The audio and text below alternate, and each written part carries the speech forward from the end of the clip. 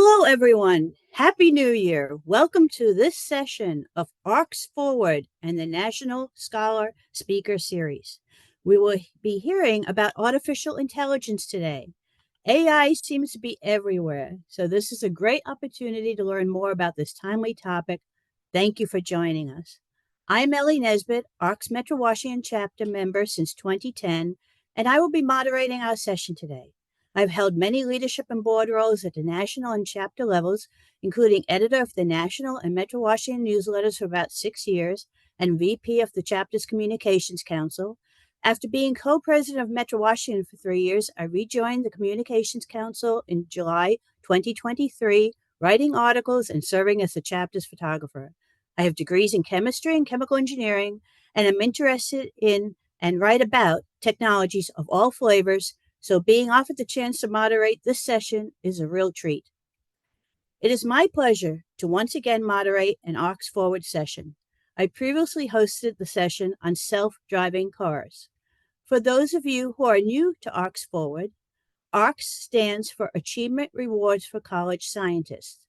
ARCS Forward is a national scholar speaker series which features young scientists and engineers from across the ARCS Foundation network of 15 chapters. The mission of ARCS Foundation is to advance science and engineering in the U.S.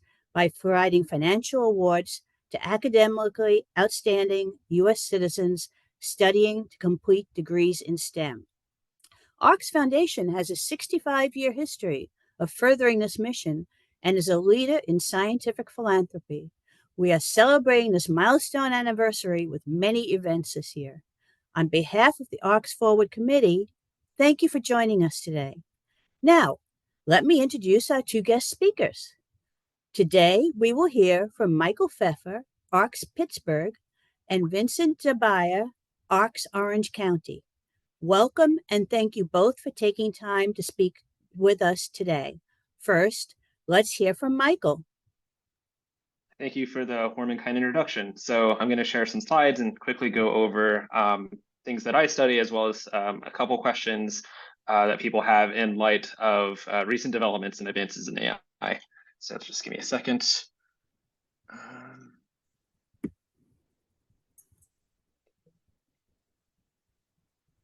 Okay, so yes, as was stated, I am Michael Feffer. I am a third-year PhD student at Carnegie Mellon University. And so I'm going to be presenting a couple slides on, again, recent developments and advances in AI, as well as some questions that are driving researchers like myself and others in the field. So this is a really exciting time for AI. Hopefully you're at least aware of things like ChatGPT and DALL-E, even if you haven't necessarily used them yourself. Like this image of potatoes of a potato kingdom, I can assume, was generated by DALL-E. But AI is being used in a lot of other areas as well. So as Vincent may be able to tell us more about later, it's being used for drug discovery and other areas of scientific discovery. It's also being used to fight climate change by modeling different earth and weather processes. And as you may have also heard, there are companies aside from Tesla that are investing in using AI for self-driving and autonomous vehicles, like Mercedes-Benz.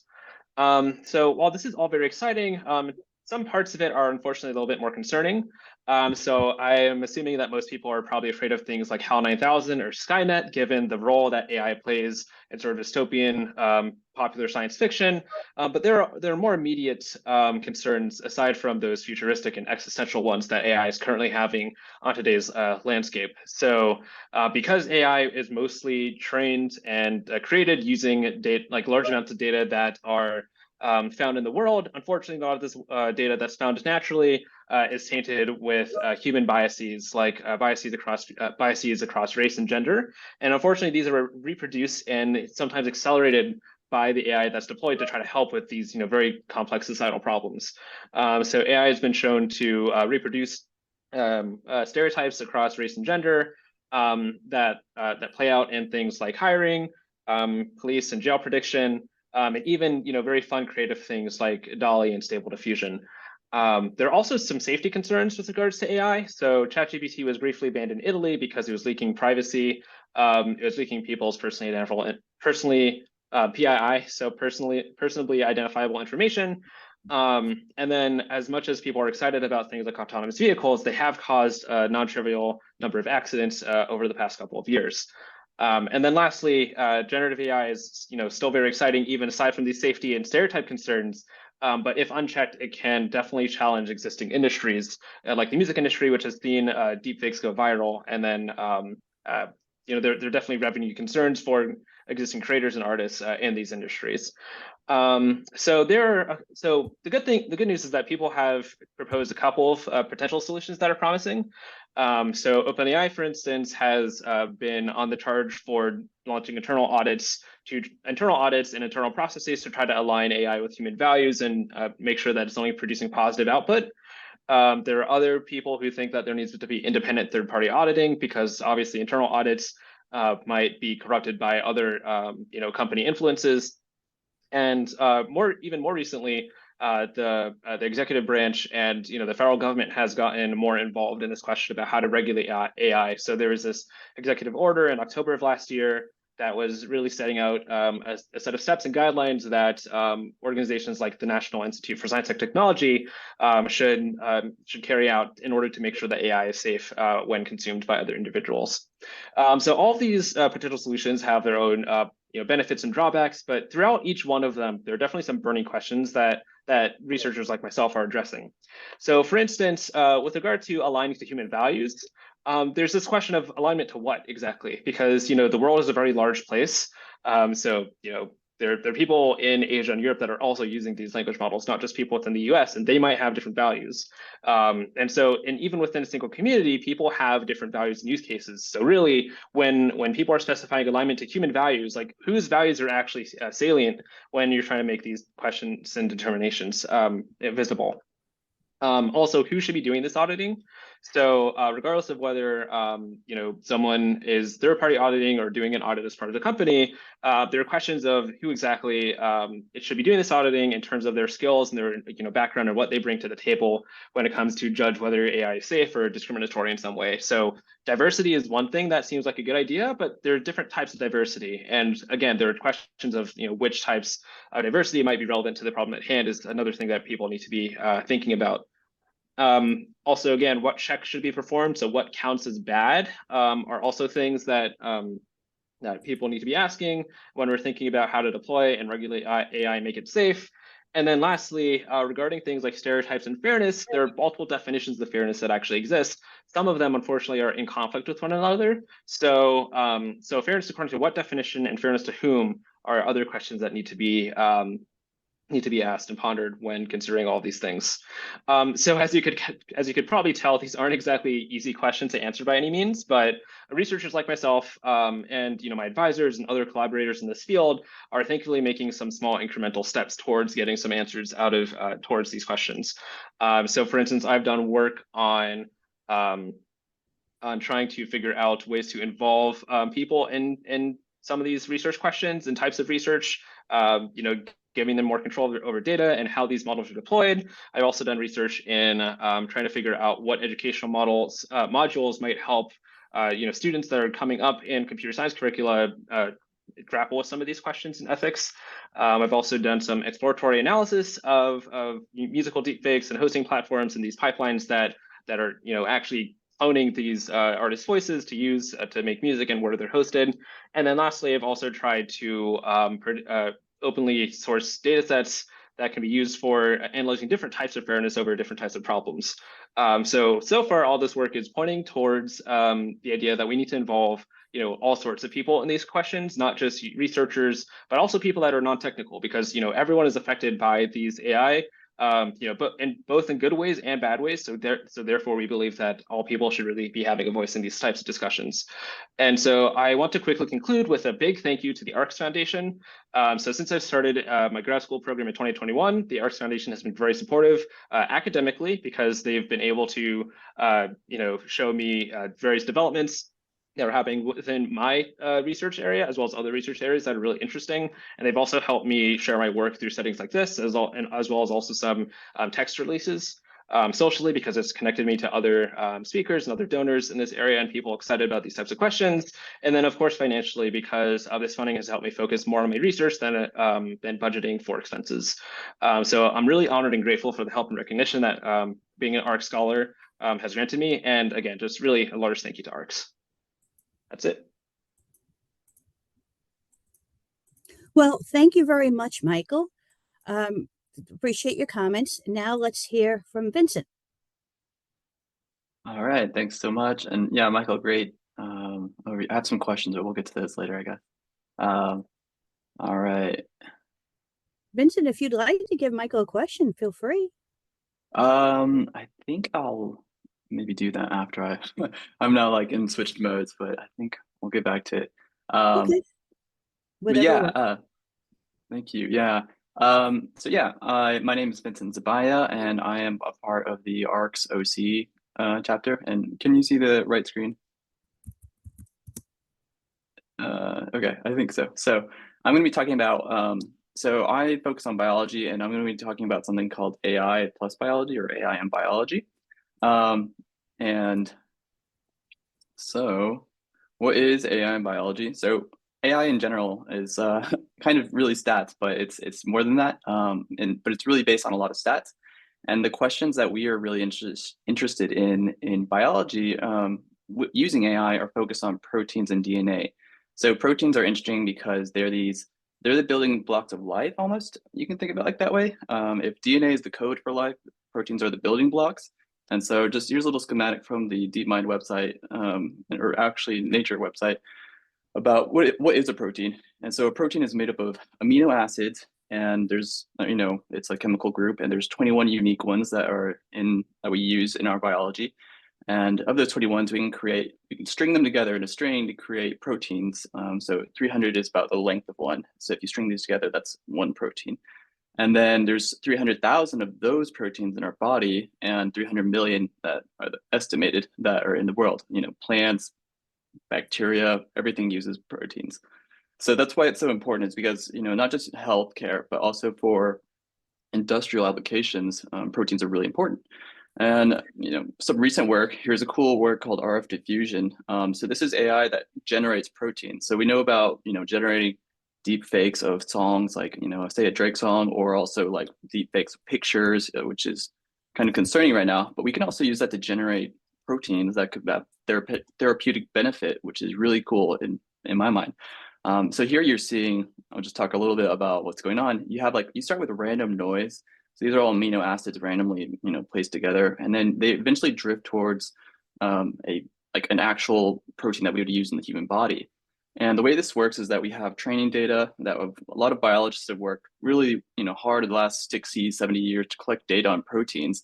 And we use that protein data and pattern recognition with AI to create this system that's able to predict what is the structure of these proteins. And so now we have a lot better information of what the proteins are now. So we can link together a lot of sources of information to get a better idea of what the biology is. And we also use this for DNA.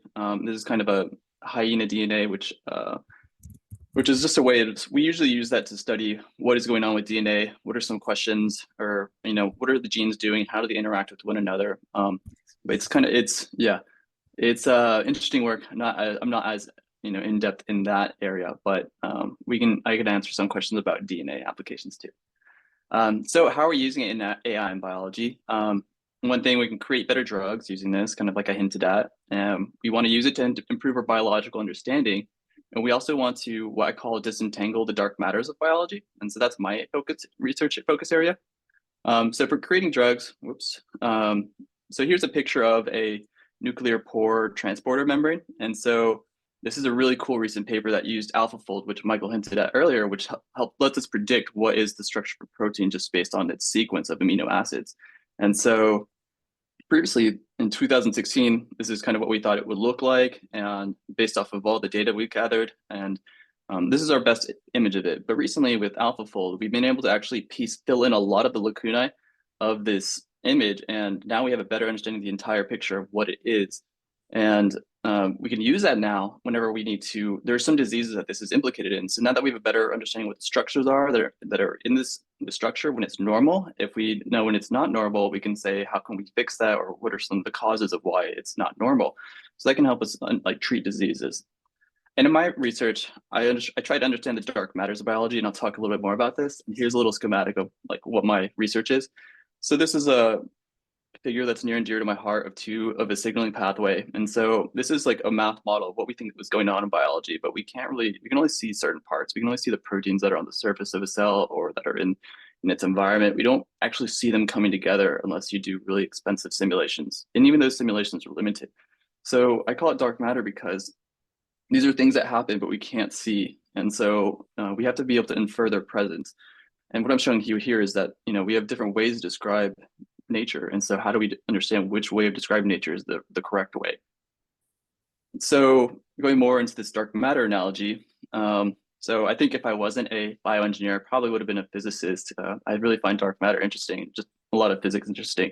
So dark matter is this thing that doesn't interact with light, photons, but we can infer its presence by, it still has a gravitational presence. And so it bends light. We can't see it, but it's bending light for some reason. So you would expect, if you like look at a different galaxy, you'd expect it, a straight line, but it doesn't go in a straight line. So therefore there must be this thing called dark matter that we can only try and infer, its presence. And similarly in biology, we have dark matter kind of, in my mind, in different places, given different prior assumptions about what you're looking at. So if we, here's a rough schematic of a cell receiving a signal from its environment. And this is really what I study a lot. And so if the cell receives a protein or drug, and then it integrates it with a receptor on its membrane, and then sends a downstream signaling cascade to say, genes or something else inside the cell to do something. There's a lot of parts that we can kind of, guess at, but we need to try and, when you really need to infer their presence, just like a dark matter. And so that's what my research is really focused on. And that's important because if we, for example, there's some relay molecule that's really important for a certain disease that if it's not there, if it's damaged, then it might be, not sending the right downstream signal, and we need to be able to fix that. So now, what are some of the challenges of AI in biology? So it's similar to the challenges that we have in everyday life, but using ChatGPT. And I'll focus on this thing called out of distribution prediction or detection. And so here's actually a recent example I just did over the weekend. And this is using ChatGPT 3.5. So this is kind of, a simple example. And the GPT-4 is better. But in this one, I just asked what countries start with the letter V. And it said there are 2 countries. And it's clearly wrong. There's, at least 4 that I can think of, maybe more. So, for these things, it's, and that might be actually based off of my prompts, how I prompted it. I didn't really have best grammar here, which countries, and it kind of took from that. I was like, I'm going to also give you bad response. So that's another possibility. But this is an out of distribution event of, this is something that it might not have been trained on, like specifically. And so if it's not in its training data set, then it's not going to be able to give good answers. And so in biology, we have that same problem where I mentioned we have these proteins that biologists carefully gathered, but if it's not in the set of feasible proteins, or we haven't seen it before, we're really unsure. And so what I'm showing you here is kind of an out of distribution data set that a company called Generate Biomedicines recently generated. So these are all proteins that have, it's really cool. They generated proteins that it's the alphabet of proteins. And then also, the numbers 0 to 9. And so it's really cool that we can now generate any type of shaped protein. Although we don't really know how they'll actually act in nature or in their environment. We can kind of guess and predict. There's some errors, but these are definitely out of distribution because it's, these aren't natural proteins. And so how they actually will, interact with their environment if we use them is a big uncertainty. So that is a big problem. And just in general in AI is this out of distribution detection and prediction task. And we can kind of ameliorate that with some techniques that we have, but just wanted to let you all know about that. And we also have to mitigate some risks in AI and biology. So we have all these cool tools now to generate new medicines, but the flip side of that is some researchers actually really flip the switch on these models. So instead of telling an AI model to generate small molecules that cure diseases, they actually said, give me small molecules that are really toxic.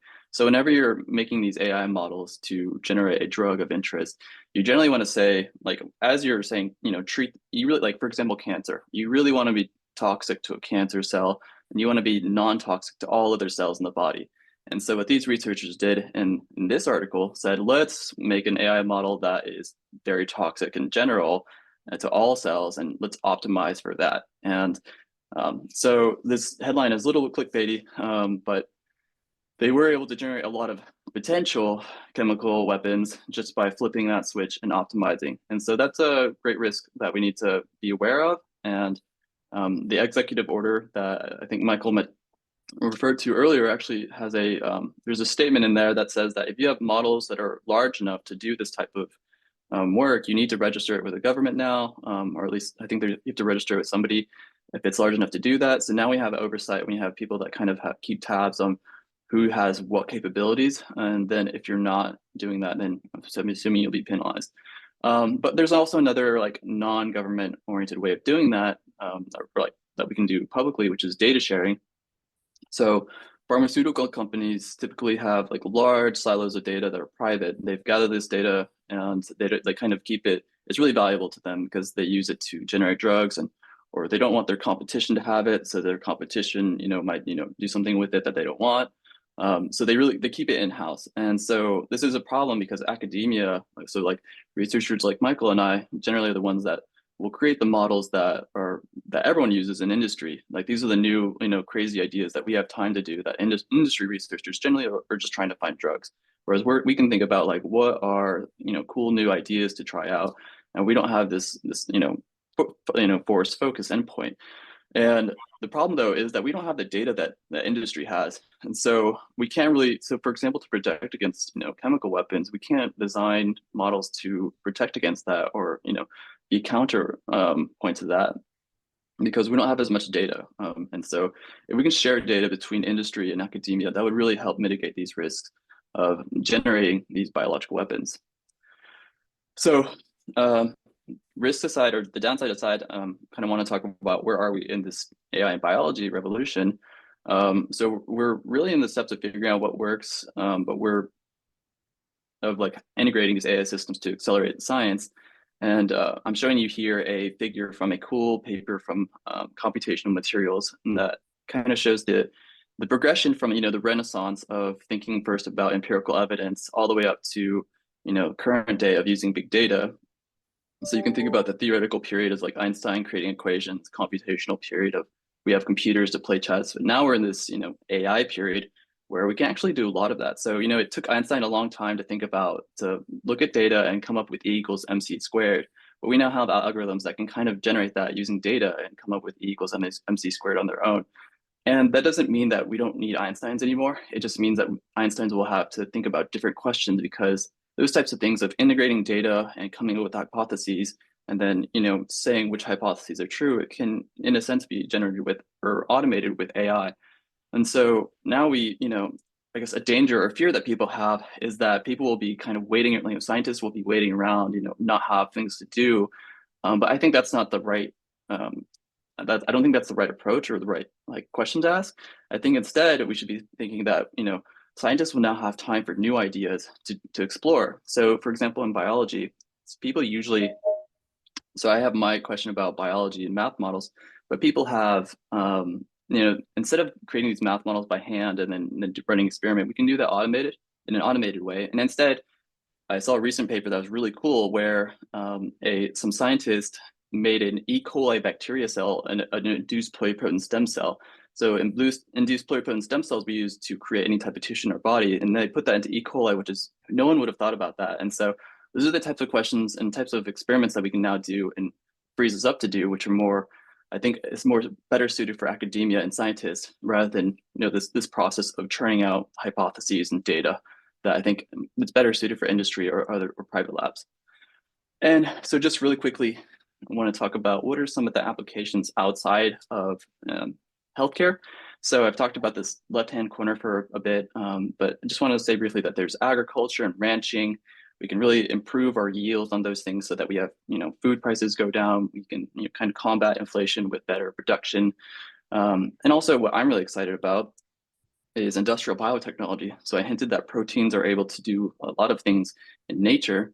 And so we have, a climate crisis right now where we have CO2 levels rising and we have this warming of the earth. And so one way that we can combat that is to be able to generate enzymes, which are proteins that are they have a specific function. So for example, if you have CO2, you can imagine an enzyme that is able to break CO2 down into constituent components that aren't dangerous, carbon and then oxygen. And then that way we can kind of combat this climate crisis using proteins in an, I guess, mass accelerated way. So that's another area where AI can help us generate these things that we might not have thought about how to use before. And so just wanted to end by saying thank you to ARCS and you all for your support. So ARCS, the funding helped me set up an ergonomic home office where I've sat in a chair for a lot doing AI. So it's a good thing I have a nice chair. And then let me focus on my research. And then also opportunities like this to share my research and talk with brilliant people. And the network of brilliant scientists and opportunities in general has been really great. So I thank you. And that is my presentation. Thank you, Vincent. You and Michael have made very interesting presentations, and we already have questions pouring in. The first question I'd like to ask you both, and feel free if you feel that you don't have an answer for this. A viewer has asked about whether there are risks associated with the location of the manufacturing of advanced chips. There was some mention that a majority of them are in Taiwan, and the question addressed if that would affect your work, the AI work. Vincent, I'm happy to take this one. Okay, yeah, I'll just go. Yeah, that's a really good question. I mean, I feel like with any system, a single point of failure or a potential single point of failure is really bad. So yeah, it could definitely, like if Taiwan were to say we're not going to send the US any chips, that could really be bad. Like a lot of research in machine learning depends on graphics processing units or GPUs that are, as you pointed out, mostly made in Taiwan. There have been recent efforts from the federal government to try to push for more chip and semiconductor manufacturing within the United States, but that's still an ongoing process. So the short answer is yes, it would be kind of bad if Taiwan decided to not send any chips to the United States. So yeah, Vincent, I don't know if you want to comment on that as well. Yeah, I think it's definitely a bottleneck. I think there are efforts underway to diversify points where we can manufacture chips. So yeah, I'm not as up to date on the supply chain, but I think it is definitely important that we have a diversified source of these chips that we use in our research.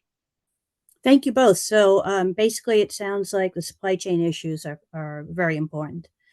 Yeah. Then another question is, this is from Michael. He had a list of burning questions, but actually, Vince, you had some questions too, so maybe you want to address it too. But it says, among your burning questions, I don't find safety and privacy. How are these being addressed? Yeah, I'll start first, Vincent, if you don't mind, because yeah, it was more about my slides. Yeah, so safety and privacy were so yes, I didn't have them on my burning questions because I feel like there's a lot of ongoing work in trying to make things safer and like protect user privacy. But I feel like there are fewer questions about if you're there's been lots of work on whose values and like what does privacy mean, what does safety mean necessarily, and like from whose perspective are we evaluating these things.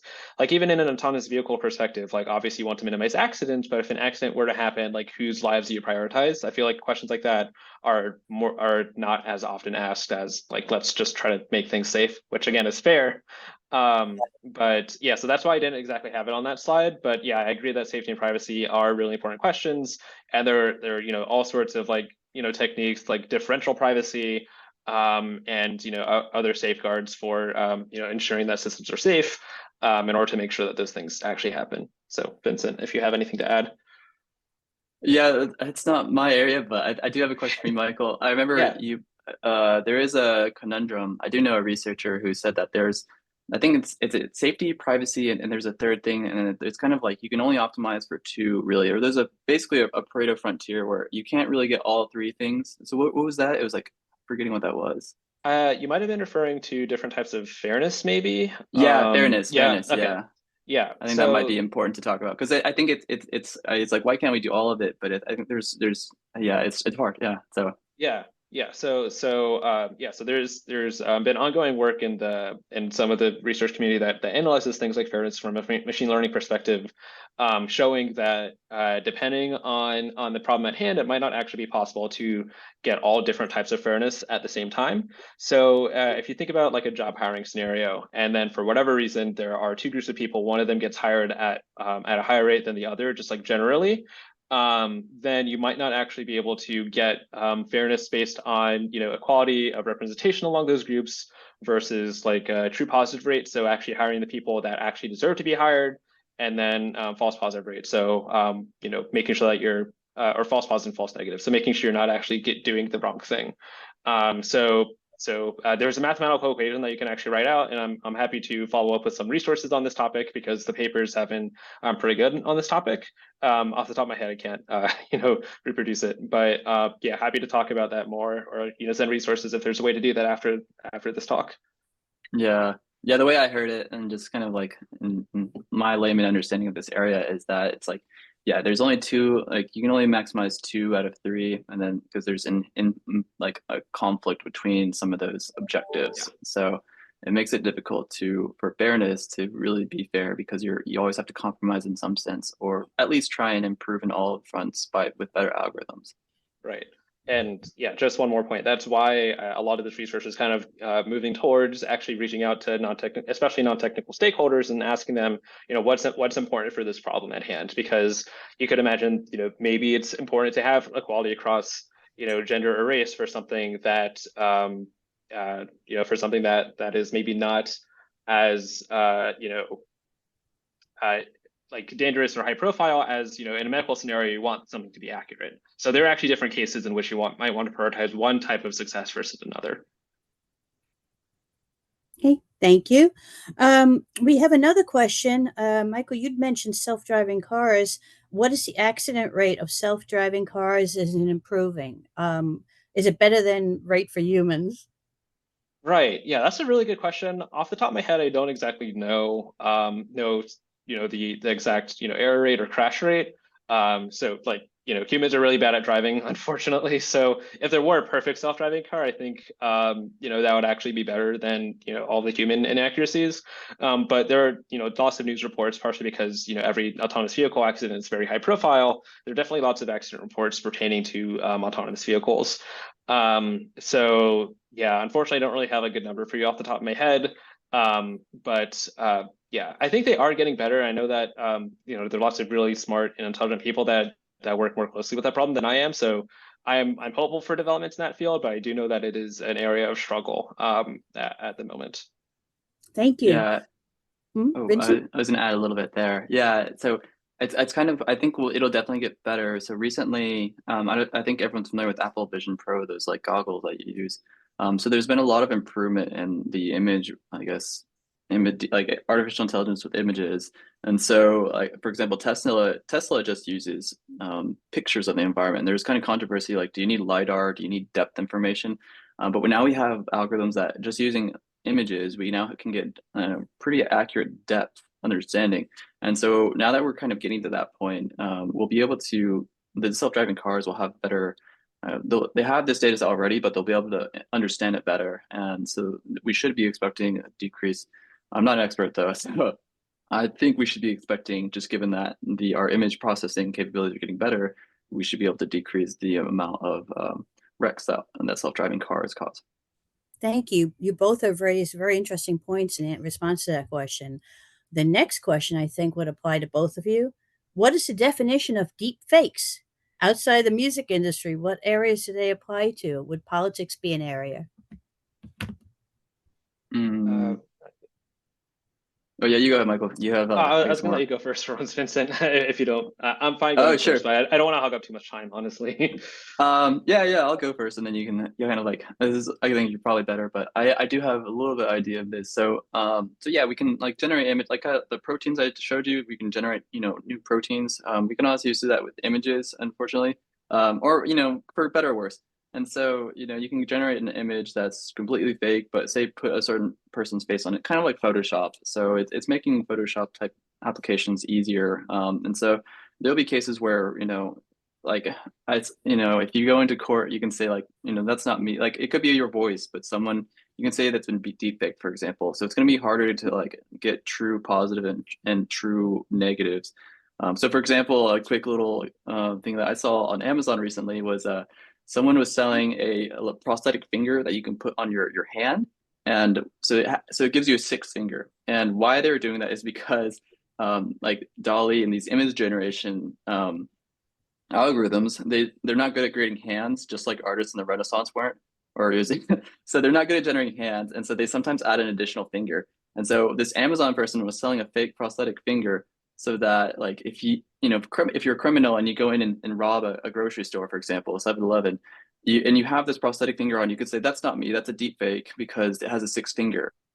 And so now it's really blurring like what's not true. And yeah, so it's going to be really confusing, and we're going to need to build better tools to kind of distinguish one from the other. Yeah, that's a really great overview. And yeah, just to tack onto that, so at least in some of my work, I've defined deepfakes relative to exactly what I'm studying. So when analyzing deepfakes in the music industry, I and my collaborators specifically focused on what we call musical deepfakes. So deepfakes of an artist's voice and the musical content that's produced by those models. So and as you've pointed out, there are definitely applications for deepfakes beyond the music industry. So the general art industry, in the political context as well. Also to unfortunately defame and harass other individuals. So you may or may not have heard of unfortunately explicit imagery of Taylor Swift going viral on social media. And like regardless of how you feel about her, I feel like it's hopefully a reasonable stance to say that that shouldn't really happen to anyone. Yeah, there's there are definitely good applications of AI in terms of climate change analysis and this protein work, but there are also things that we need to be more mindful of and cautious of, and one of them is deepfakes, unfortunately. Thank you both. And another question for both of you: do either of you use AI outside of work for personal applications? Yeah, I use ChatGPT a lot actually to help just with coding too. I can say like make me something that does this, and it's faster and gives a good response of like a function or some code that will do something. And then I need to tweak it obviously, but it's a good like you just tell it in natural language like do this, and what ended up taking me like 10 minutes takes me a minute now. So I really recommend that tool for just a lot of things too, about understanding historical things. Just don't use it for like, for example, to say like, who's going to win the Super Bowl. That's not its strength, but use it for like thinking about like what, if you want to research a subject that is, has a lot of information on the internet that you don't know about. I think it's great for that type of application. Yeah, so I don't use generative AI that much in my work, partially because of just what I study. I hear all these stories, so I'm a little bit more skeptical. But I will say whenever I'm writing, I use Gmail and Google Docs and Drive for a lot of things I write, and so it comes up with auto completions that are honestly pretty nice.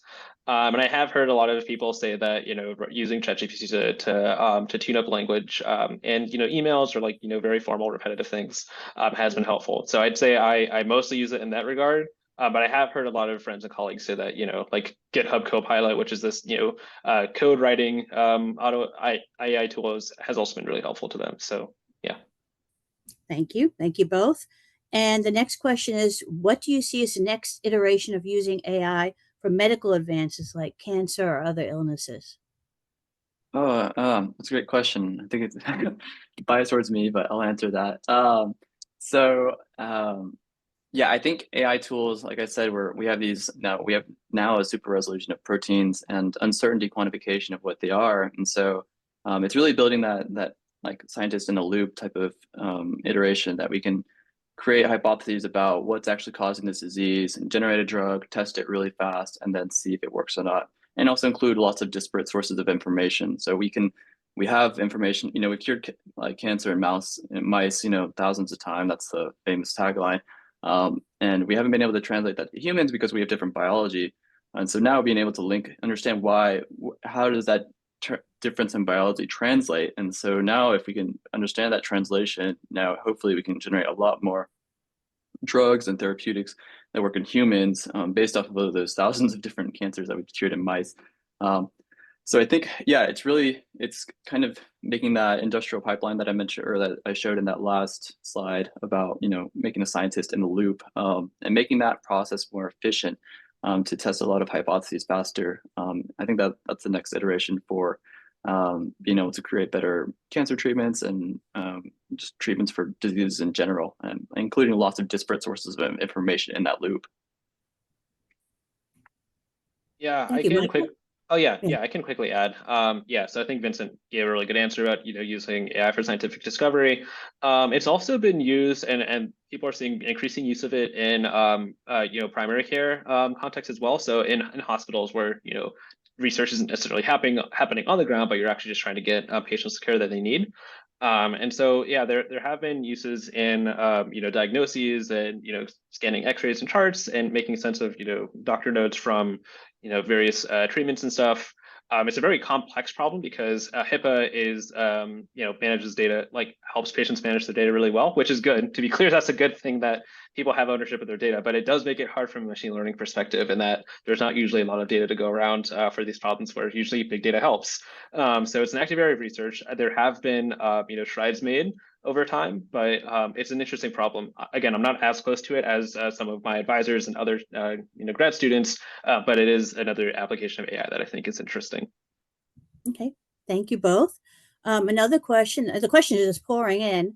What barriers do you see in collaboration between industry and science?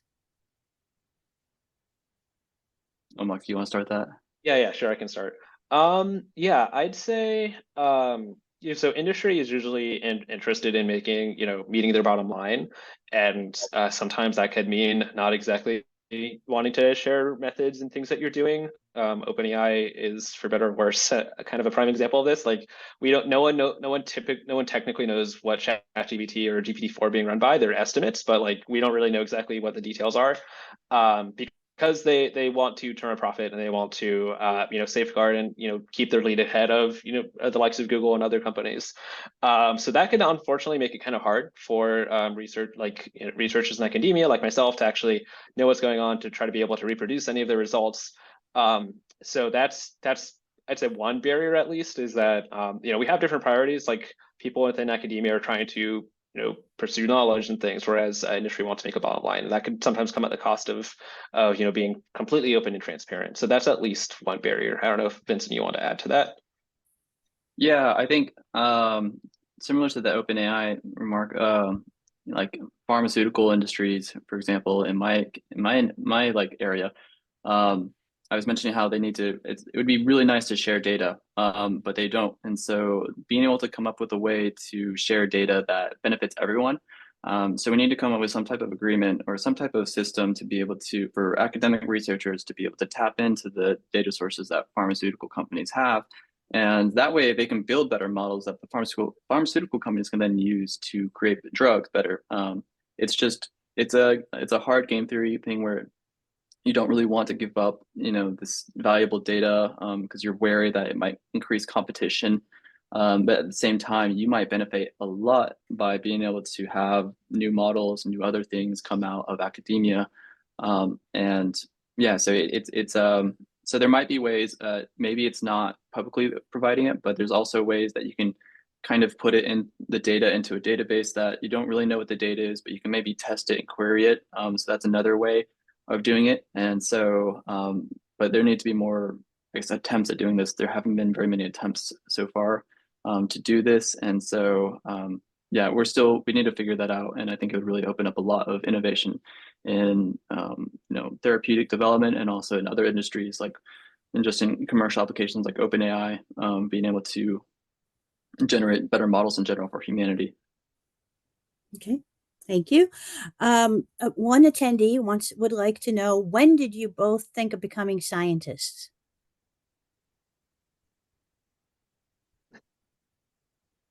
I get. Oh, you go ahead. Yeah. Okay, sure. Yeah.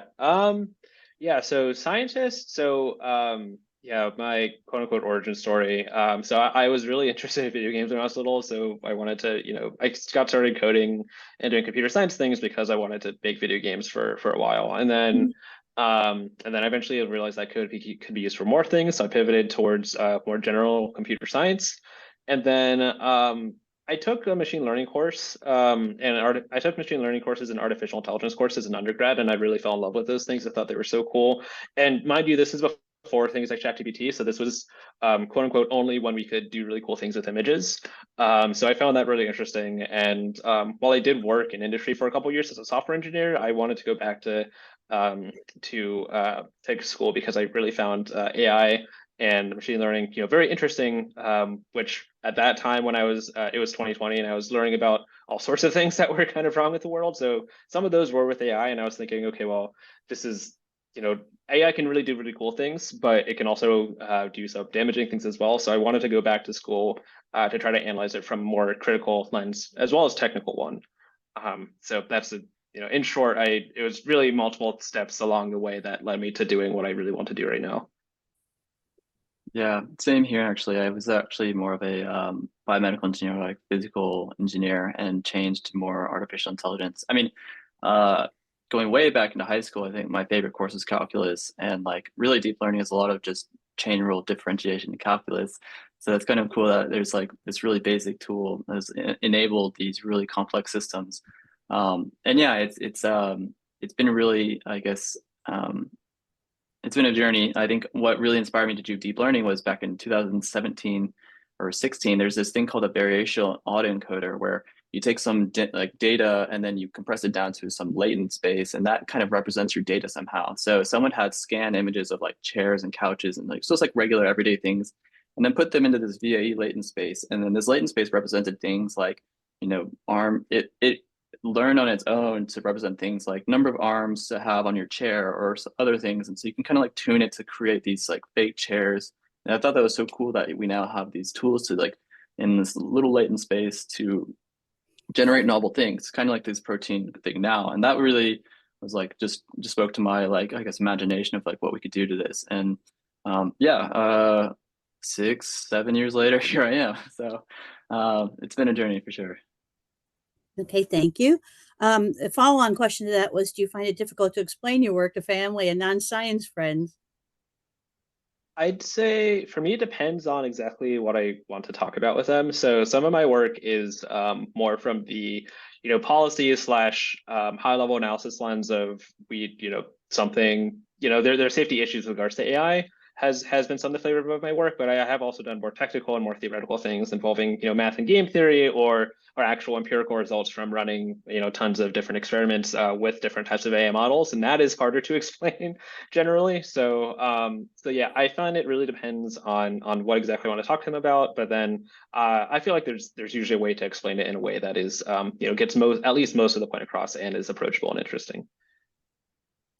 Yeah, I think having images that represent like what we're working on, it really helps. So like I just showed some family members recently like a GIF of like the process of like this optimization thing I did, and oh wow, it's so cool. It's like it's alive. And so it kind of helps like put or kind of anthropomorphizing and better understand your research by giving like an image that shows what's actually going on, even though there's a bunch of math and stats behind it.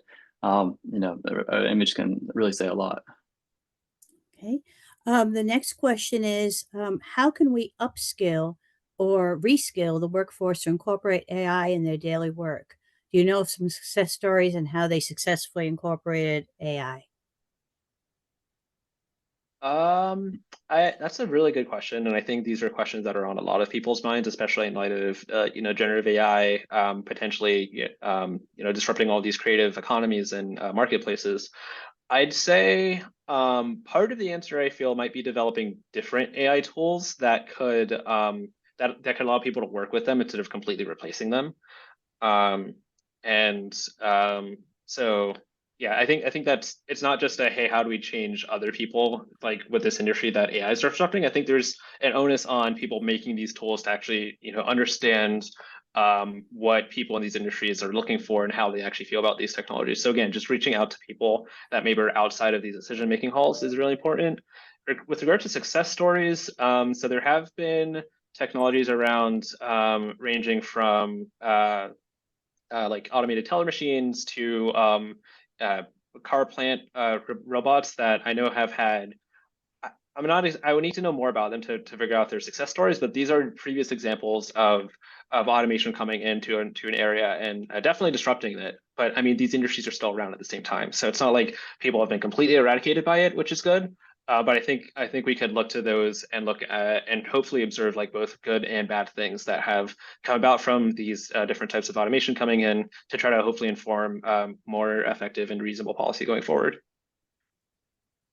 Yeah, I think I'm not an expert on how to upskill or reskill, and I haven't been paying too much attention. But I think one thing I think I would ask everyone to like, kind of take it on their own to kind of learn about these tools just by using them. So, for example, ChatGPT is an easy way to get and like understand what are some of the benefits and limitations of those technologies. Unfortunately, I think the better ones you have to pay for. So, in terms of democratization of these tools, it's more difficult if you don't have, say, can't afford $20 per month to get the better capability models, for example. But there are open source versions online that just requires a little bit more technical knowledge, where if you can download those, and they sometimes are as good as the best models that you have to pay for. And then that would be a way for people to kind of understand, how can they enhance their abilities and with these tools. And maybe, go in a direction that they find more favorable because they feel more empowered. For example, I think it's expected that there's going to be more entrepreneurs and more solo businesses now that, you don't need as many people. So people can start their own companies. And, they might have been working a job they weren't as happy with, and then they can kind of go and maybe start their own company now because they feel that they're empowered enough to be able to do a lot more with these tools. So that's like a positive case.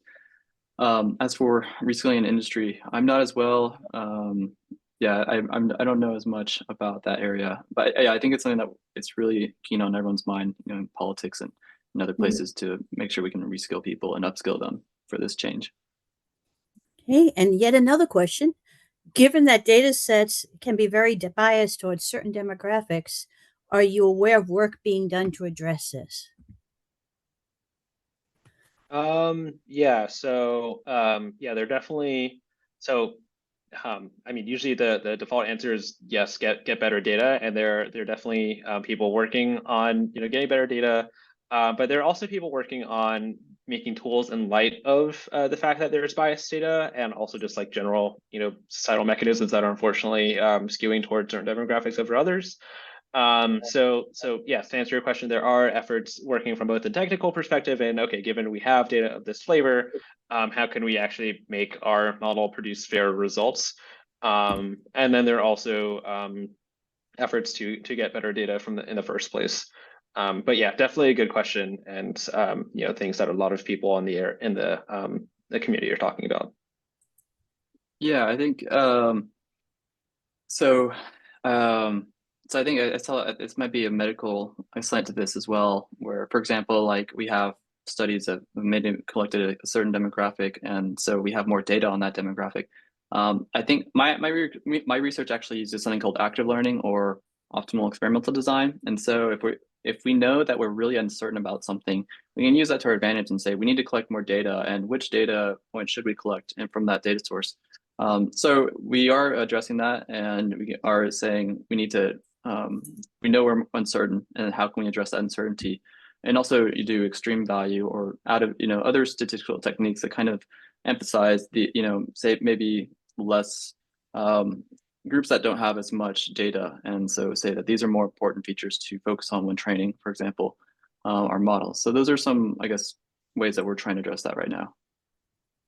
Well, thank you both. We have had an amazing number of questions coming in, and unfortunately, it's getting close to time of closing.